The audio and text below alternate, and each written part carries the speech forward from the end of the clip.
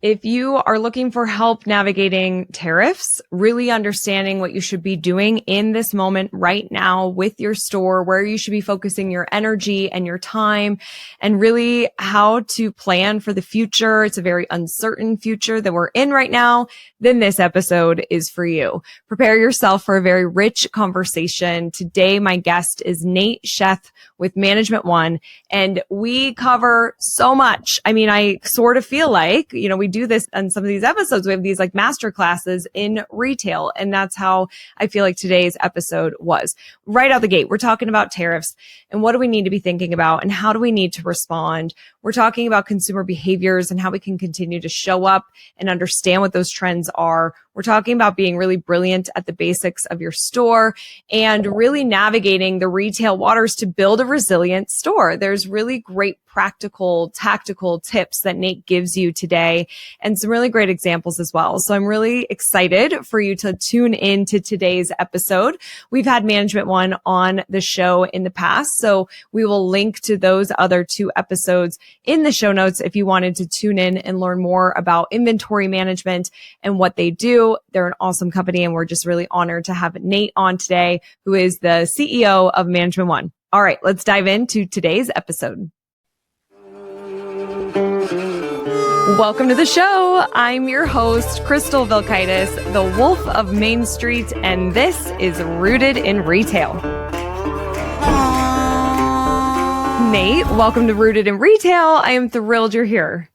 Thank you so much, Crystal. It's awesome to be here and couldn't think of a better way to spend some time with a wonderful person and someone who just brings so much value to the independent retail community.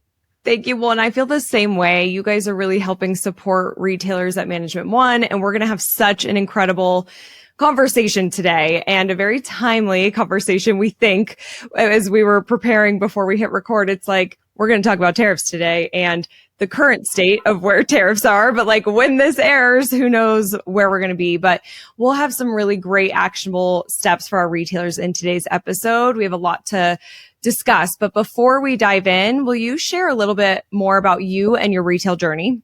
Yeah, absolutely. And I think I also want to set the stage that Management One is a business that's been around for nearly 40 years. And so I, as sort of the CEO of it, have my own journey, but I think what's really instructive and wonderful is there's these centuries of experience inside Management One, which I get to continually learn from and experience and see the impact of. And for myself, I grew up outside of Boston where my aunt and uncle actually had a store. And so my brothers and I would always actually go work there.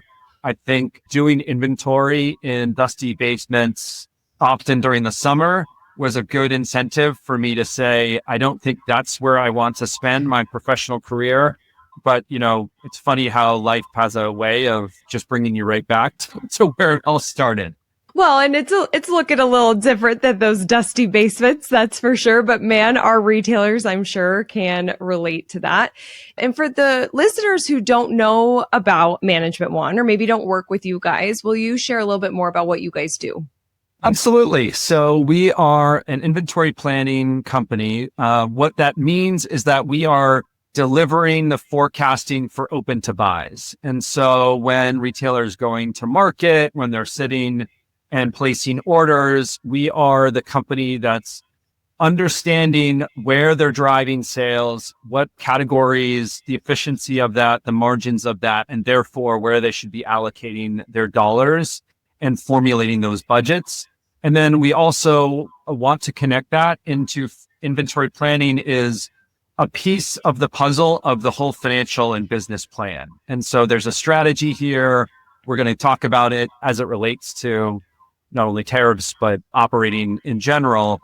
But inventory planning is a really, really crucial piece of the biggest puzzle of how you want to execute a strategy and make your store unique and make sure you're making money while you're doing it. Because at the end of the day, 50% of your dollars are going to inventory. So let's make sure you get that right. Yes, we want to make sure that our retailers are making some money. And I will just also say that we work with a lot of retailers in a lot of different fashions. And on our agency side, the retailers who use Management One are more successful. Like just hands down, we see that on the agency side, we're more involved in their business. And so this is just so critical. So anybody who's listening to this, if you don't have any kind of open to buy inventory management, you're going to love today's episode, and then be sure to reach out to Nate and Management One after the show. Or even, I think that's a fantastic, thank you for mentioning that, which is also, if you're not doing anything, which we'll get into later, I'm sure, if you're not getting into, you don't have to sign up for Management One. Please just do something, right? Yeah. And I think, you and I probably implored retailers across the board of, not having a plan and winging it is not a strategy, and it's not going to lead to success. So there's other ways to make progress. And we just want, this is what everything that you do is about, is we just want retailers to be setting themselves up for success. Yes, we do. That's one of my favorite lines. Let's get set up for success. So speaking of, let's dive in. I just want to start with tariffs right out the gate. And it was sort of funny because I sent you questions. We're filming this on May 15th, 2025. I sent you the questions on May 12th. And when I sat down to start doing the questions, and I use AI to help support me, and all of a sudden it's telling me about a 30%, the tariffs are on hold for 90 days. And I'm like, what is going on now? And so we're grateful for that. That definitely provides some relief, but there's still a lot of uncertainty.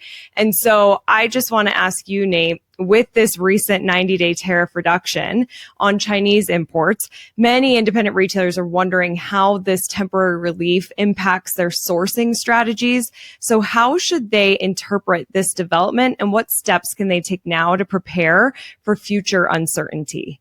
I think your experience, and you're a very prepared person, you like to do research, you've set yourself up for, that change, right? And so you went back and you verified. That experience is very analogous to what retailers need to be doing in general, but specific for tariffs. And when they were first announced, we jumped on and we said, hey, listen, like the first things you need to do are talk to your suppliers and talk to your vendors. And they're on the front lines, because at the end of the day, unless you are doing private label or finishing things here on a customized basis, they're going to be the first line of defense of what the changes are going to be. And so what we don't want to do is we don't want to be reactive to whatever the latest headline is. And so don't do that. And one other element of this temporary relief, this 90-day window, let's not lull ourselves into a false sense of security. Let's have a plan, which I know you advocate for on a near daily basis, but the same is true here. And so have you gone back and on the first round, have you talked to your vendors, your suppliers, your distributors? Have you gotten all of the marketplaces like Fair, Fashion Go, I'm sure New Order, Jor, they're all in contact with these people as well. There's fantastic resources. Buyers agents are fantastic resources to understand, are there decisions being made? And then what is that impact for you, right? Put it on a piece of paper, put it in Excel and a Google Sheet, play with the numbers to see the impact. And then the other thing we said back in, I think the first announcements were late February or mid-February or something like that. At the end of the day, what we're really concerned about is the margin impact. And so the one element that is in the control of a retailer is your initial markup, and that's your pricing. And so where have you been experimenting with pricing, and where can you continue to experiment with pricing? Such great tips. I was just on a webinar yesterday with Heart on Main Street in Dallas Market Center. They were talking about tariffs, and one of the retailers, Beth Rich, who we love and is an Indera member, she said, man, I just so appreciate the level of communication I've had with my manufacturers and vendors. And so if you're not getting that, like reach out, ask questions. I think communication is so critical, and you bringing that up, I mean, especially with it just changing so often. And so excellent points, testing your markup, really staying up to speed with it all. But also, I know this is hard, the whole like emotional side of it. Like you said, don't be reactive. And I know that is so incredibly hard. And we feel like our businesses are like threatened, and they are, right? I mean, so really looking at the numbers, getting it on paper, getting your spreadsheets, like really looking at the data. Just keep in mind, there's so much knowledge and power in the data. And so as much as we can make those decisions. So I couldn't agree more with what you're sharing, Nate. It's so important. Well, I think, Crystal, when you've had conversations with people, is that not the biggest hurdle, is the reacting versus responding? Massively. Yeah. There's a lot of the reacting and a lot of the fear. And, Right. I mentioned like we have an agency, we've seen the highest cancellations that we've ever seen because they're pulling back on budgets, even though we're seeing really great results. And my fear, and I know we're kind of taking a little tangent here, but my fear is that now we become invisible. Like we're not marketing. Now we're being reactive. We're cutting things that are actually helping build our business. We have actual results so we can show traffic and email addresses and sales, and we're cutting the engine that's driving that.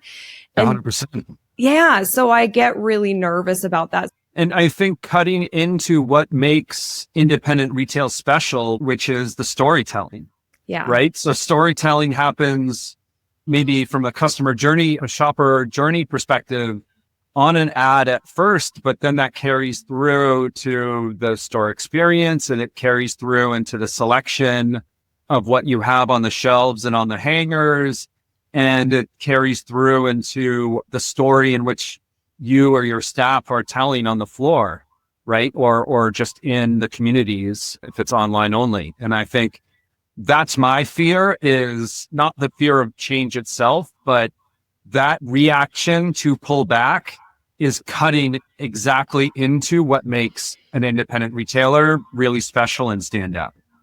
We're here for the retailers. You are here for the retailers. We are all here for you guys, and we're rooting for you. Don't hide. Don't be reactive. We're in this together, and change is super hard. And, as humans, we don't really like change. So that makes it really challenging. But speaking of changing and going back to tariffs, if retailers are looking at sourcing away from Chinese import and suppliers, what advice do you have around evaluating new partners and building a more resilient supply chain? There are so many options, and we're going to get into this later in terms of the tech and tools, but there are so many places. And even as a first step, again, the marketplaces themselves, Fashion Go, Fair, they are making it easier to discover alternatives. And so from that perspective, are you carving out time to do that? Are you doom scrolling? And I think obviously as an inventory planning company, we're very data oriented. And so we want to break the problem down into digestible chunks. That's not super specific to the SKU level, but what are the categories that you're actually evaluating your customer demand? And then what are some alternatives there? And just with a shoe retailer last week, where they would have considered a C-tier vendor is now dominating one of their largest classes or categories. And so you need to understand that the consumer, when they're coming into your store, they're looking to solve a problem, and they're not as loyal to a brand as you think that they are. And Right. So have you broken that down into what that category is? And are you trying out, yes, you have availability with the A-tier vendor, but if, again, the landed cost is going to be, and you can't adjust prices because, again, the consumer is not willing to pay 50% more for that vendor, are you creating space in that class for the B tier, and even being open-minded to a C tier? And the consumer will tell you very quickly. And I think what's telling to me is this retailer said, we didn't think that it would work, and it's working like gangbusters.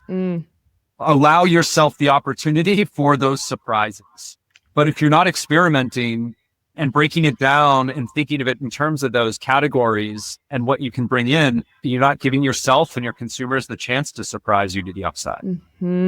So true. And like you said, the consumer behavior is changing so quick. So they do move on from brands. It's all about the problem. Keep in mind, what problem are you solving for your customers, and be curious, which is such great advice. We'll come back to some consumer behavior in a second here. But first, from an inventory planning perspective, given the current climate and the trade dynamics, what inventory planning strategies should indie retailers be using to maintain strong cash flow while avoiding overstock or stockouts? Do you have a business plan? I don't know about you, Crystal. I mean, I do know the answer to this because we've talked about it, but how many people actually don't have a business plan at all? And inventory planning is a subset of that larger business plan. Yes, it's more action oriented. Yes, it's more operationally focused, but it's all part of this broader having a plan. It would be like, oh, I want to do marketing. Okay.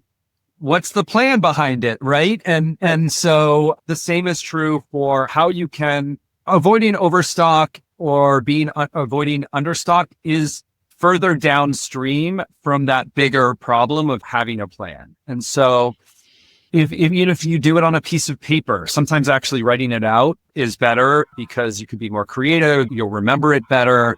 That's one of the few exercises I would probably say, if you've never done it before, don't do it in ChatGPT first, and then, take that and then put it into ChatGPT. But you want to, from an inventory planning perspective, the quick answer is, are you being data oriented in how you're making decisions? And are you breaking the problem down? We mentioned categories earlier. Are you breaking the business down into the chunks of demand that are in the store? And so for us, we do that on a 12-month basis to make sure cash is coming into the business, and frankly, you're entering and exiting seasons appropriately. But that is really, really hard to do if you don't have a bigger foundation of a business plan, because there are other things that need to be connected into that. So if we think about even placing an order for an item, super simple, everyone does it all the time. What is the process you've built for yourself to A, know what you can spend on it, B, when are you going to tell your staff that you've actually done that? And then C, when are you going to actually have the marketing plan, right? And so Yes. These things do not operate independently. They're all connected to each other. Obviously, as an inventory planning company, we think that the inventory planning component is very important. But gosh, please, please, please start with the basics, have an idea of where your break-even point is so you know what you're shooting for. And then as we talk about, tariffs are changing. I mean, during COVID, it was the rising cost of delivery. And so that was a really, really important factor that needs to be factored into the plan and the business plan overall, but the inventory plan as a component to that. And so these are all dynamics that need to be thought through. Depending on where you are, I really don't want people to jump into too much specificity too early. And so start with, understand where you're at. If you have nothing, that's okay. You got into this because you are an entrepreneur and you have grit and resilience. Start with that plan and then start to break it down into smaller chunks.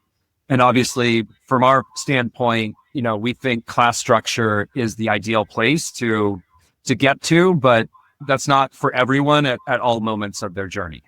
Really good advice. I feel like it's easy for us to silo things like you're saying, and it really is the full picture of your business and starting with a strong foundation. I always say you can't build a superstructure on a weak foundation. So we have to make sure that that's solid.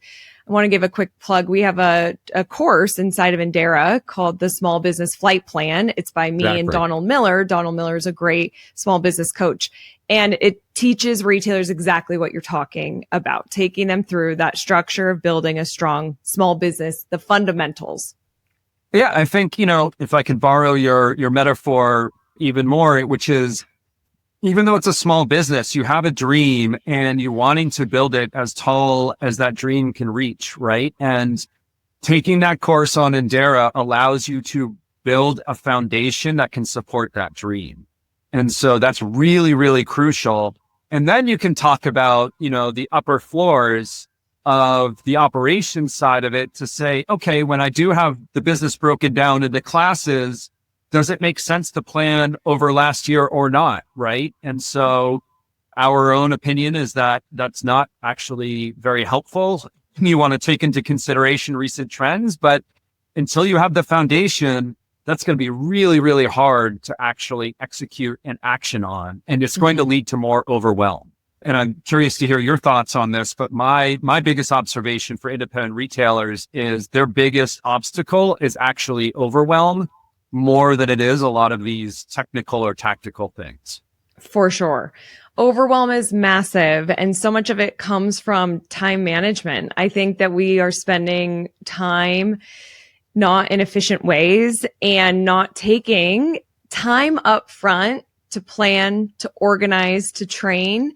And so we're just constantly spinning our wheels, which then of course leads to burnout. And then it makes it really challenging when something like tariffs is happening or COVID is happening, where you've got to really show up and pivot and make changes and have that energy to do it.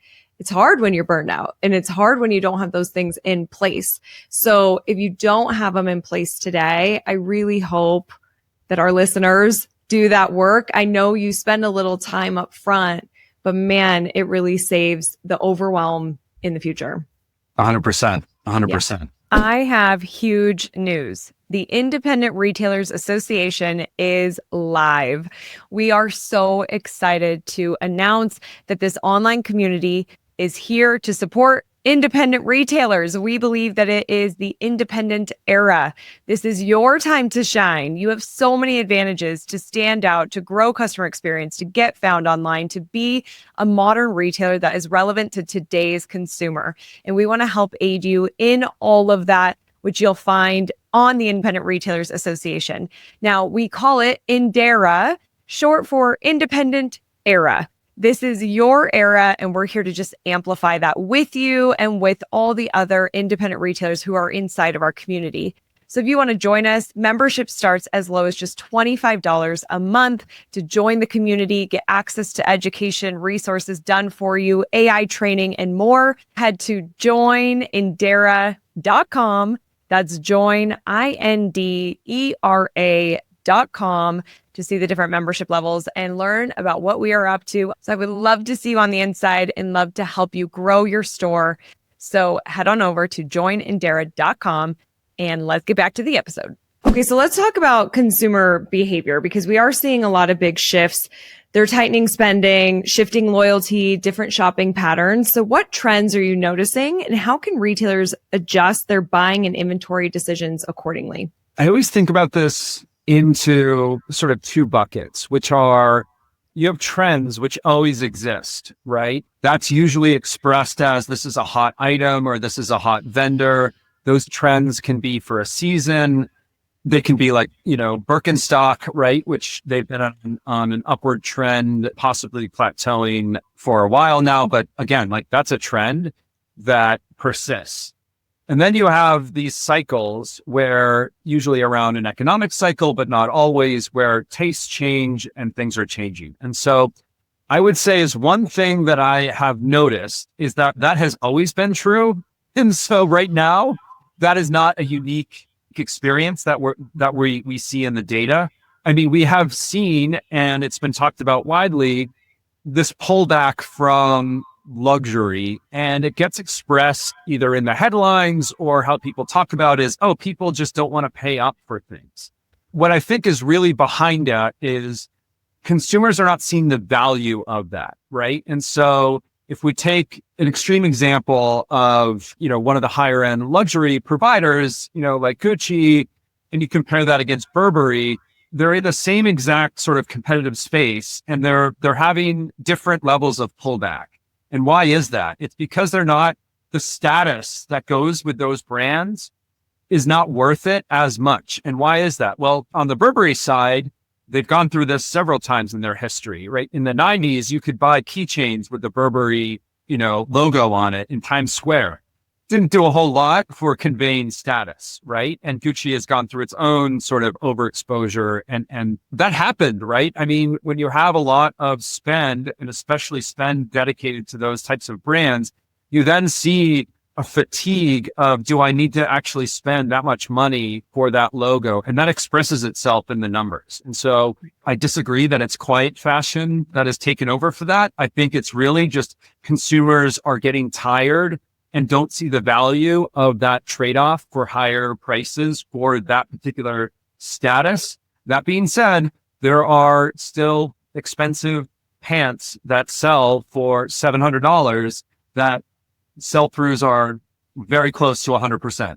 And so again, like, I don't want to paint with an overly broad brush. It does come back to value and how are people ascribing that. And that is what you need to go back to the data. And again, that's why we look at things on a class structure to say, are there trade-offs that are happening and consumers are voting differently to solve, I think you expressed it really well, solving that problem differently.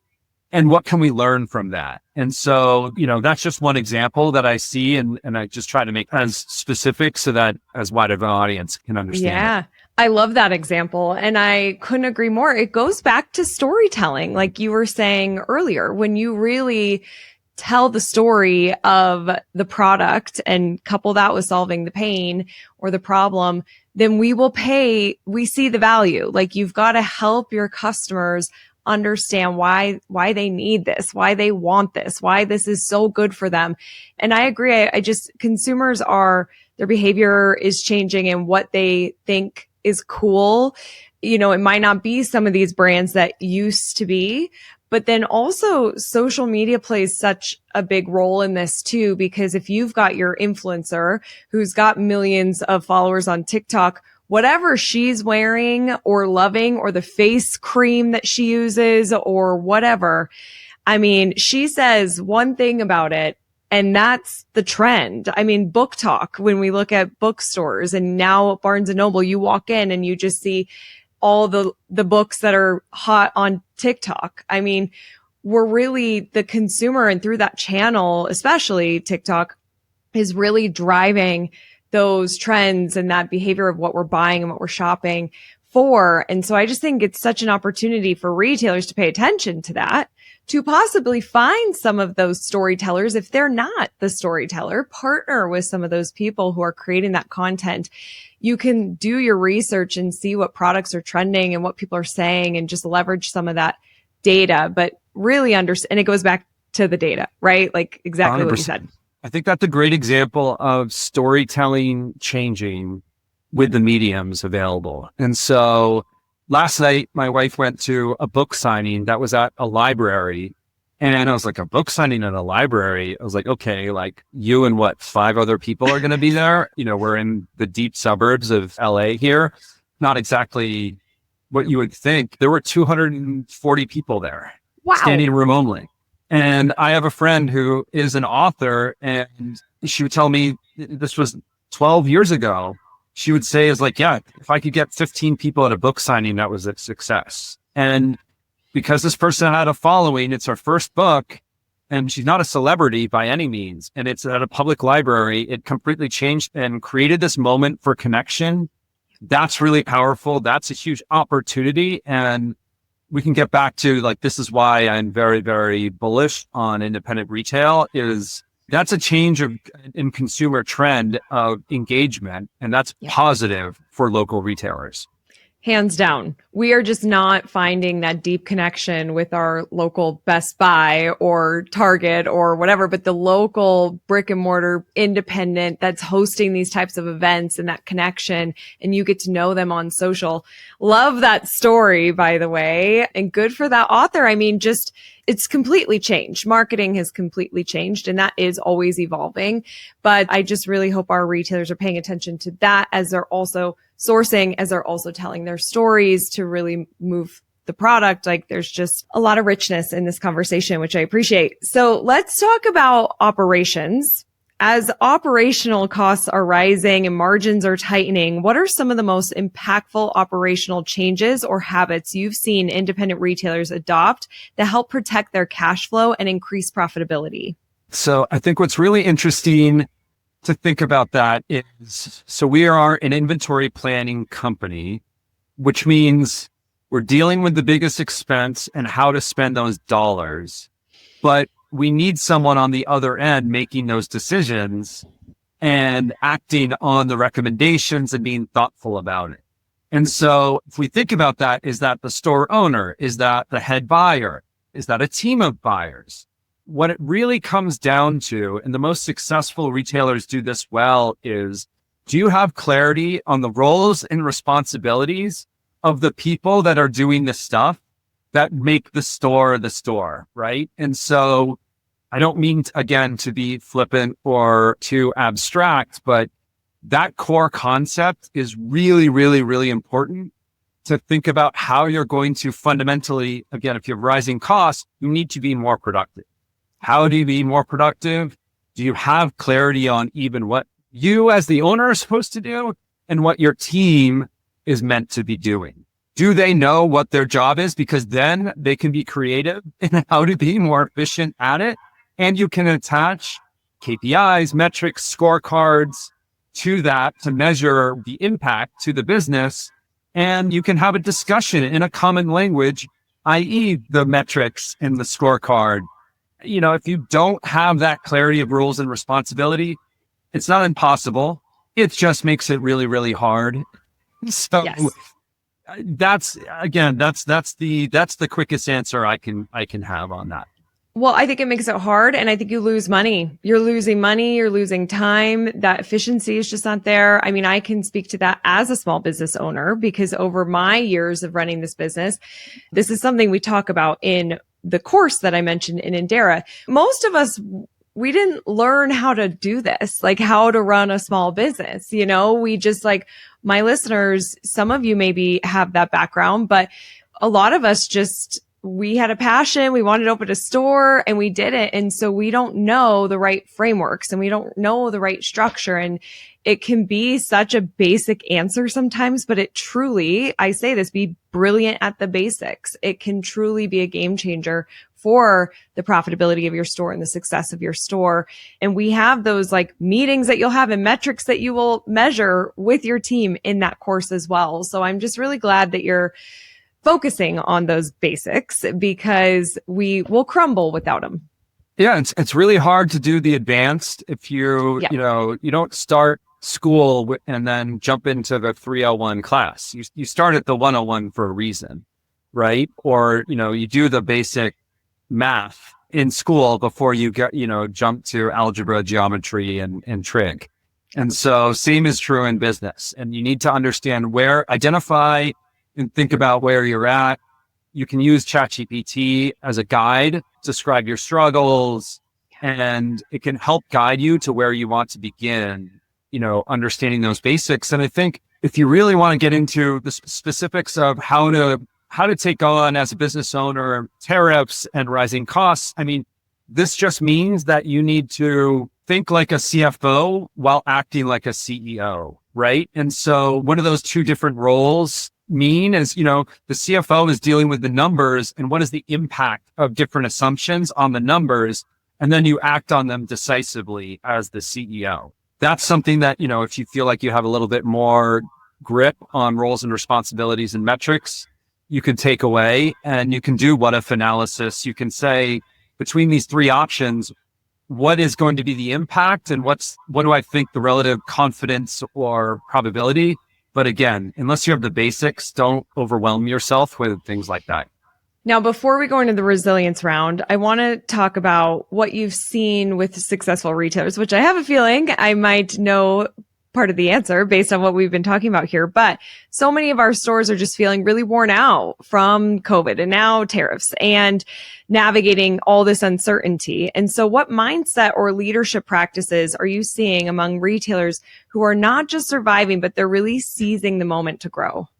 Yeah. So I'd say that mindset, I can't remember when it was when in the zeitgeist, it was like growth-oriented mindset. Was that 10 years ago or something like that? I can't remember exactly. But now I'd say is the founder of Waze, the map company. He expresses it really well where he says it's you want to fall in love with the problem. And so the people that not only succeed, but avoid burnout are the ones that fall in love with the problem solving of their business. And so what does that allow? That allows you to see these unsettling moments, which really are just volatility, whether it's rising costs and now it's tariffs, that volatility is an opportunity. And so if you're feeling overwhelmed by that volatility, so is just about everyone else. And I can tell you billion-dollar stores are also feeling that, because I've encountered them at market and I've heard their conversations amongst each other. They're freaking out too. That is an opportunity. And one of the really strong advantages independent retailers have are their adaptability. It's just, you can't be adaptable if you're overwhelmed and frozen, right? And so if you're falling in love with the problem, you can be creative about what that problem is, and then you can work around it and do all the things that sort of we talked about and Crystal has talked about in other podcasts, which is there are so many tools. There are so many people out there wanting to help. Are you asking for help? Are you carving out time to explore a different way? I mean, there's not only a whole conversation, there's a whole book on coming up with subscriptions, right? And Crystal has highlighted this for, these people. And so there are creative ways. You have loyal customers, learn from them, right? And then you can build on these other things. How do you explore private label? How do you explore being able to work with one of your vendors to even just insource some things or do it more creatively to build yourself more margin while simultaneously reducing the price point? Like, these are all things, depending on what you're doing, that you can really execute. There was a toy store that I've been spending a lot of time with, and they realized that, like, oh, we were looking at Lego as, this phenomenal business within the store because it's high dollars.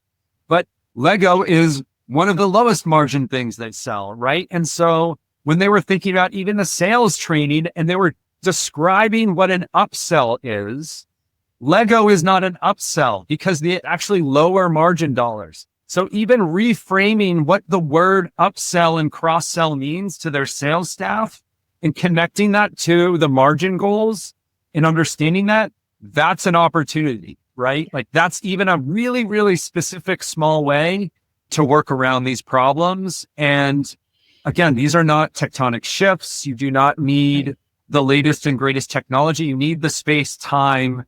You probably need to dial down overwhelm to be able to execute some of those things. And you need to be talking with someone.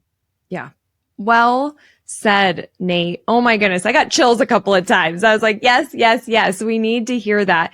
And Sarah Williams with the subscription box, like diversifying, and maybe now's the time to do something like that. She spoke at our conference Evolve, which Management One was there. You were there and sponsored, and we have her recording inside of Indera, looking at those other ways, but falling in love with the problem. Such good advice. All right. Yeah. Nate. And I mean, I think, Crystal, even on that, I mean, look at your own journey, right? You have tried a lot of different things, even different podcasts. I mean, you are living proof of, I know you work tremendously hard, but like, you wouldn't be able to do it if you didn't have a zeal to figure it out, right? And like, that's, something that, again, you haven't put those words, but that's the feeling I get from you, is that that's what drives you. For sure. Well, and going back to Beth Rich, that she's been my recent obsession in a way, because she said something in October of make me money, save me time. And I'm like, how can I make Beth Rich more money? How can, and all of our other retailers. And that's a perfect example of falling in love with the problem and really understanding what your customers need. And I love having that lens for our retailers to really look at their stores through, because I think that it gets you really focused back on your business versus all the other things that are all around you. That's very easy for us to get caught up in. Let's just really be focused on the customer. All right, Nate, are you ready for the resilience round? Oh, absolutely. Okay, let's do it. Best business book. So this is one's a little bit of a cop out because I have a best business book author, which is Seth Godin.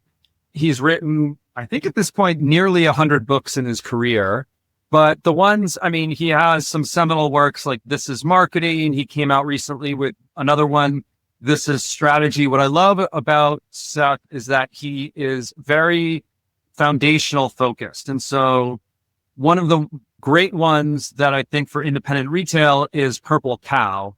And so how do you create a remarkable product or experience, right? And the point of the book is something that's worth, if you saw a purple cow, you would tell people. Right. Yes. And then like, that would be if you weren't on Instagram or on TikTok, that would be your first post. And Yep. so how do you create something that's worth someone stopping, pulling over the side of the road and doing something like that? And he wrote it a while back, but again, the principles are timeless. Yes. And his latest book, This is Strategy, is actually formulated more as a workbook so that you can do it in groups, either with your team, with other business owners.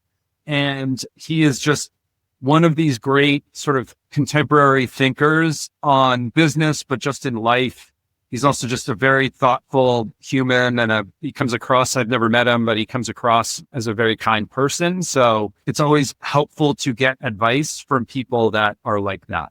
Yeah, that are genuine. Seth's one of my favorites. I have had the opportunity of meeting him, and he is just super cool and super down to earth and an incredible speaker as well. So if you are somebody who likes watching YouTube or, things like that, great suggestion. And I feel like Purple Cow, so timely for now. What is that moment, the experience? Like, that's such an opportunity for our retailers.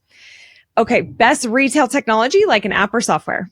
I mean, we are a retail technology and application. So, management one, it's like saying, you want to speak kindly of your spouse or children. So, but I'd say, outside of management one, obviously, there's so many great tools and every tool can be used well. But I always, when we have a relationship with them, I always love Ula and Faves because, when we're at market or even when we're working with retailers, when they're placing orders on a platform or just with their vendors, I mean, just having a tool like that to have a discussion, to have visibility into what you're purchasing. Again, like we want to be cohesive in how we're making these decisions. You have a budget, you have a business plan, and then you have a budget against it.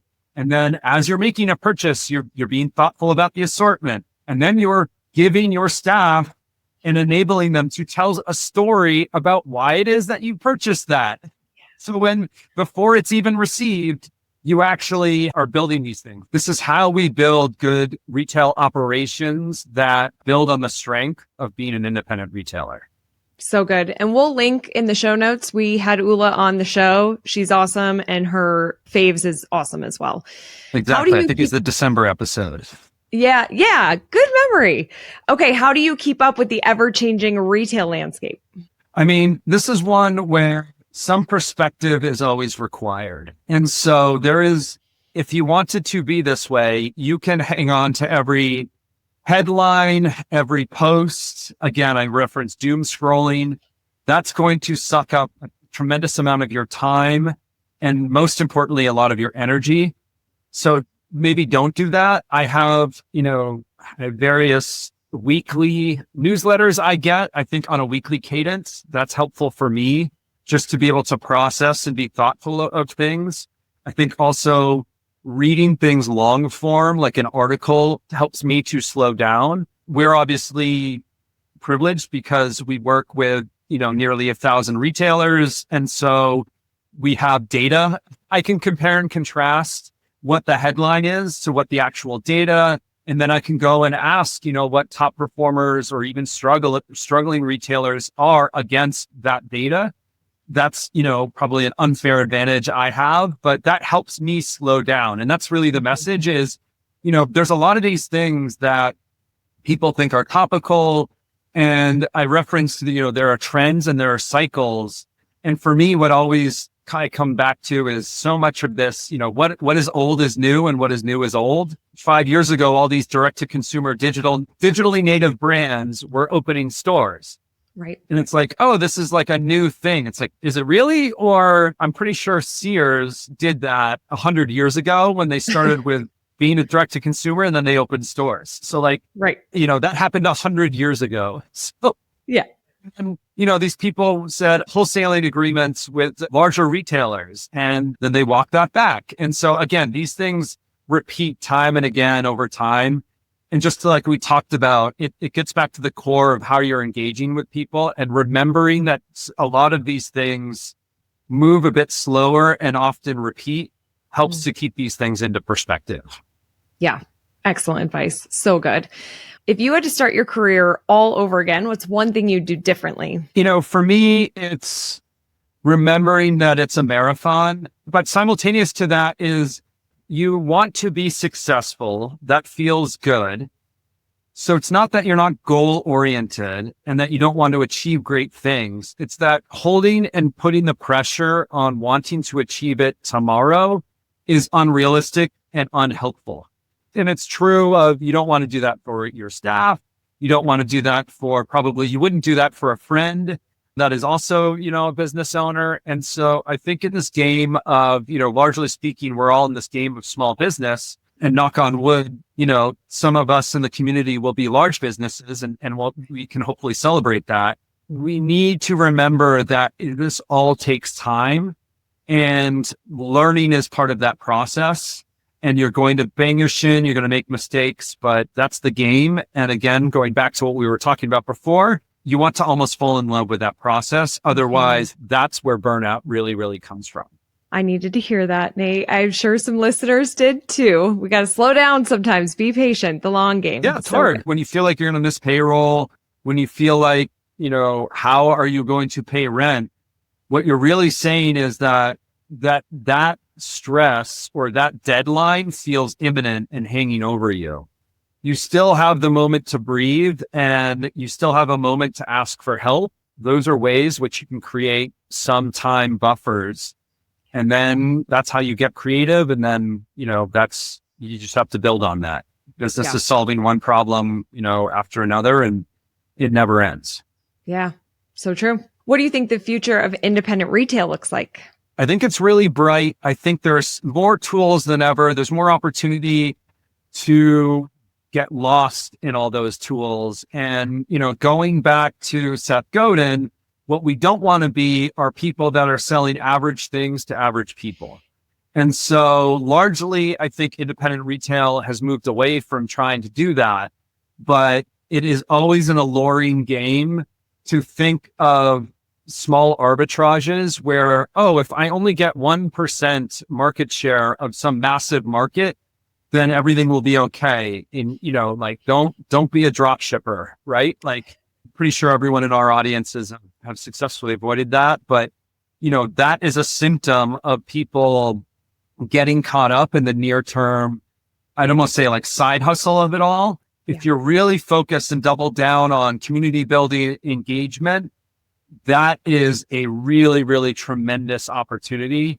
And I was floored last night that book signings are back and not forced. This was not a celebrity author. This was not someone that has a following. It's just, there is such a hunger out there to engage. And that's really, really encouraging for all the folks that you and I are here to support, work with, and see thrive.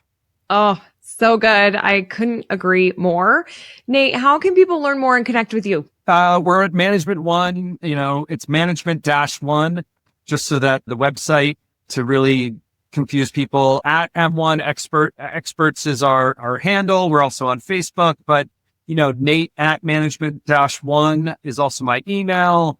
Again, we show up and try to support the Indera community as well. So we're there. You can find us at other communities. We're out there and we're here to help. Yeah. You guys are very involved and we so appreciate your help and your support and your insight today. And that's one spelt out, ONE. We'll link to all of it as well. Nate, this was a really helpful and insightful conversation. So I just really appreciate your time today. Oh, thank you, Crystal. And it's always a pleasure. Anytime I get to hang out with you, I always leave with a bigger smile than I came in with. Oh, I love it. Well, same. So thank you so much, Nate. And everyone, remember that I am rooting for your success. Have a great week ahead. Bye. Thank you so much for listening to the Rooted in Retail podcast. It means the world to me to have you here. If you find value in this show and you listen on an iPhone, if you could leave a review on the Apple Podcast app, that would be amazing. And if you watch YouTube, if you're a YouTube subscriber, we film this. And so if you rather watch the show, you can also do that over on YouTube. Again, thank you for listening, and I'll see you on the next episode.